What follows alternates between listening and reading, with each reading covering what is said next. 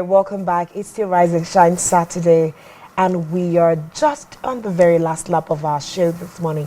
We hope it's been entertaining, educative, and very informative this morning. So, right about now, we will be taking our conversation for our women folk. We are still in the month where we're celebrating our women, and we have another very intelligent guest in the house, Miss Kayon Onyeka, who is an international renowned poet and spoken word artist. For the first time at Spectrum Television, let us make welcome Okay, Kayon. now I'm feeling so special. Thank you Welcome. so much for So having good me. to have you. Thank It's you. beautiful to have an international person sitting on our seat. Ah. It's not like every day it happens. It's a pleasure to be here. This Yeah, is beautiful. thank There's you. just this ambience around here. It's beautiful. Thank you. Okay, so Thank you. I love the fact that the ambience got to you because that's Yeah, I like the like first art. thing. Right. Your art. Don't just say you like art. You are art. Well, yeah. Oh, So we thank have, you. I'm Your sure we have outfit our right chairman to now thank for that. it's painting some Okay. artistic picture in my mind right now. Thank you. Okay, so I'm sure we'll thank Mr. Tony Afia for that, for all of the beautiful scenery we have around Exactly. here. Yes, so welcome. So today we are talking the role of the girl child in development. Okay. And I know that you are a leading woman with regards to even issues with children, because I know that you are with Use a life Youth foundation. Alive Foundation, yes. So what's the what would you say is the primary role of the girl child in development? Okay, I feel that the primary role of the girl child is the role of everybody. Okay. I don't feel that there's a special role for the girl child and there's a special role for maybe the boy child now. Wow. I feel that everybody who comes to the earth or who comes into the society has a role to contribute to the prosperity of a society.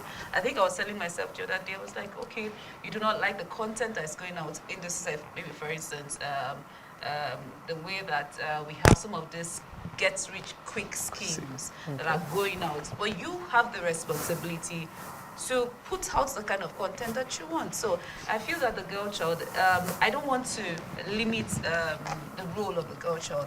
The girl child has a role to play by ensuring that all that she has, her talent, her skills, her ideas, she can bring that out and use that to, shape her society. Wow. So yeah, that's So the it. girl child should be able to use everything that she Everything has that she has to be able to be able shape. to shape her society. So yeah, I think that's same for the male. For the so, males. Yes, So, but then what would you say are some of the factors that are mitigating our females from being able to actualize some of these things? What are things fighting us from using our talents, our gifts, everything within us to make our environment or our world a better place? okay, I think it's enormous. But first, I'll start with the most important one: yourself, because it doesn't matter how much society says no, how much all of whatever it is that's fighting you says no to you. But if you're not fighting yourself, if you believe in yourself, if you're not against yourself, then you can always you Wow. can soar. So, but let's look at the other challenges that may not give us that enabling environment to soar, which is maybe societal norms. You know, we don't really see so much here, Okay. but in the north, it looks like a norm that girls don't go to school. Girls can't go to school. In fact, I have a first-hand interaction with a friend, and he was like, "Oh, I'm trying to get my mother to understand why my sister should go to school. He's male and he's in school." And he even says, "Oh, my sister, it's fine. She, because of the environment, she thinks it's okay not Not to to get go to school. educated." And it's education now is not just about school, because if you don't get educated, you cannot refine what you have. And when you don't refine it, you cannot contribute. Right. So that's why that level of education is important. I am the first in my home. I will give you a live example. Yeah. I am the first in my home. I have always known myself to always come first position and all of that by God's grace. Wow. Okay, so, and I have a brother. When we were growing up, it was a bit tough for us to get to school. And then I now have relatives saying, why don't you hold on and her brother goes to school? So I am the first. I am brilliant. Yeah. But because I'm a girl, You should be I the one should to stay hold back. on. So you see that when it comes to choices, when it comes to opportunities, sometimes girls so imagine what that can do to my psyche. Yeah. Imagine what that can do to my mind, you know. If so, so the girl child now has to start surmounting that. Or you see TV, or you watch TV, for instance, the House of Assembly, and you see just men. So you have to start surmounting. Oh, women can speak, women can be there. So there's a lot societal battling to norms. go, Yes, okay. And then there's this land dispute that happened in my village one time, and we're supposed to talk about it. But they didn't let me talk about it because I'm a female and it had to be my brother. So when bride prices are negotiated, sometimes in my village it's amongst men for a woman. So, you know, all of those things begin to collapse, begin to shield you into a place. So it seems that you have to give a little bit more effort to be able to surmount all of that. Everything. Yes. So you said something that is catchy, and I just want like related. Do you believe that in terms of like debating bride price, is this something you think that the female gender should have a voice in? Definitely. It should be collective. It should be, I'm not saying it should just be the female now. It should be both people raise the child, so it should be collective. And I feel, especially for the female child, and there are some things that are peculiar to women that women may understand better. There are something peculiar to men that men may understand. So if you're negotiating over a girl, the women, her voice should be there. Should be critical factors as to what are we getting, what are we, what are we negotiating? What can be cut what are out? the terms? How are you going to treat my daughter? What are the terms? Especially not just the ceremonial, we'll treat her nice. That place where you're negotiating the bride price, where the elders are meeting, that is where the woman should say, oh, these are the conditions. Even though we're getting this, these are the conditions. You should treat my daughter this way. You should, and she would understand more because she knows, she feels all of that. And I believe that's like a core part of cultural development. Yeah, definitely. And, that's the thing with culture. And that's also the thing with conversations, education like this. Because when people are not in spaces that interrogate the way they think, when people do not, sometimes our villages are very traditional. That's the way things are done. They don't really have that setting. Even when they're having elders meeting, they're not having elders meeting to rethink and say, oh, have we been doing this rightly? They're just having elders meeting to drink and just have fun. Elders meeting to drink. Okay. So the elders have been called out by King. Yeah. So so we need all of that interaction to be, oh, this is not working. Our daughters, all of that. We need to begin to change the narrative. So we need that. Okay, so I will start from the marriage part because I recently had a conversation with a young woman who told me some part of it now, that what to do is when a man is actually coming, they are the ones who, for instance, you are the would-be wife and your husband is coming, and then you know the size of your husband's account. Oh, okay. So in as much as you won't be able to be allowed into the extended elder forum in-house within the family, that they actually have the upper hand to tell the family, look, this should be done, this should be done, because at the end of the day, I'm the one going in with this man. Which tribe is and this? This is don't go there. And at the end of the day, this is me living with this man. And if you go too far to this point, it might actually break him, and that would not go well for me as your daughter. So if you want my happiness, then this is how it's going to be. And I feel through that conversation, this is actually something that should be done, not just within a particular cultural environment or enclave. Should be something that is done generally.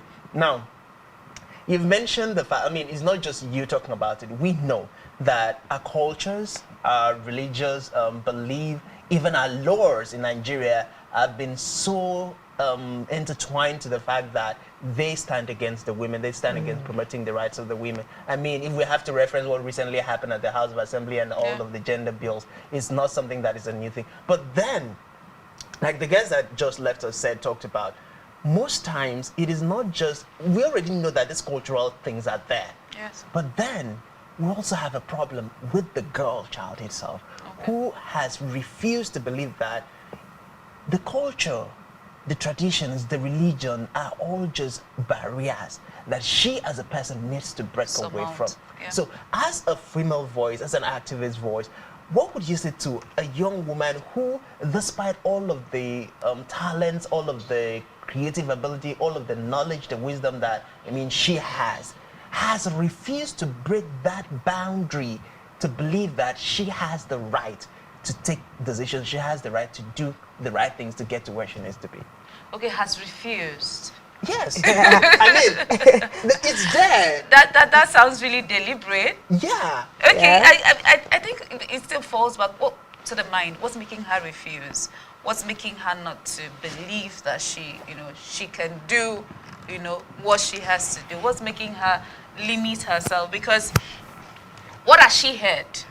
Who has she interacted with? Does she have mentors? What is making her limit herself? So it has to start with the mind. I think Yeah. that basically she just has to. It's a journey. It's not a sprint. So you don't just wake up and you're all confident and you all believe in yourself. I think it's about taking baby steps. For instance, if she the good one is sings. If she sings, is a world of social media. Maybe she could just start, doing covers, all of that before you build it up. But it's a step, it's a mindset deconstruction. As soon as she's able to do that, she'll be able to take it on. And I want to say that for women, there is really nothing you can't do. Yeah. There is absolutely nothing that you cannot do. And the people who probably think you can't do that, maybe they feel that they can't do that and they're pushing on that unbelief to you. And that and you have the responsibility to prove it. Yeah. That you can do that. And I think I was just talking with someone and she was saying that, sometimes women just have to grab the seat. You just have to take it because people are not ready to hand it to you. You just have to, wake up and take it. And if you're going to take it, you're going to now prove, you're going to even pave the way for other women and say, okay, women can do this. Yeah. But when a woman, takes a seat and, she doesn't perform so well, we're like, oh, all women are like that. Women are this. But when women or few of us can always stand out and build ourselves, when we don't want to make reference and say women can do, have you not seen the other person? Yeah. Have you not seen that woman? So we have evidence Okay. So to prove. I totally agree with you. And then let us not also forget the fact that even men gets looked down on. Okay? So, Really? Yeah. Our But grounds. really, but today we're so talking our about grounds. good we're women. talking about women. Yes, I have my reasons for going there. Now, if as a woman you're looked down on, Okay. you're not given the right opportunity, you're not even believed in, Okay. and then you choose to forget or choose to just, go with the flow that, oh, I'm not good enough, I'm not enough, I'm not going to be able to, amount to anything. Between you, the society, and your God, at the end of the day, who loses out? Oh, definitely you. Okay. Definitely you. So if you're the one losing out, between choosing to follow your dreams and then choosing to follow society, which one is more beneficial? Oh, definitely your dreams. Your dreams. Your dreams are Your beneficial. Dreams, definitely. So, a question then. Okay. As a woman, you're a woman, Okay. and you have been, doing your thing and going places. How has it been for you breaking those barriers? Okay. It's been a journey. First of all, I had to sit back and ask myself, what do I want in life? General is a blank question. What do I want in life? I won't get money. I want money. I know that. I like Okay. Like the big fine life. things of life. Okay. I don't like stress in my life. Oh my. So I said, okay, that's what I want. Number two, I was like, okay, what can I do? What are my talents? What am I good at? And by the time I was able to pick all of that, then I was now able to say, start okay, working on them. start working on them.